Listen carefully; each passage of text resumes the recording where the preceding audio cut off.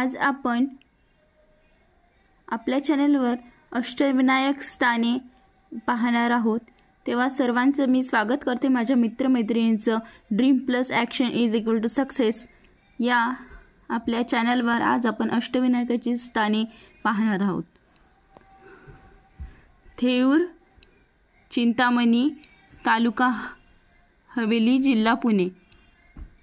रांजणगाव, महागणपती, तालुका शिरूर, जिल्हा पुणे। मोरगाव, मोरेश्वर, तालुका बारामती, जिल्हा पुणे।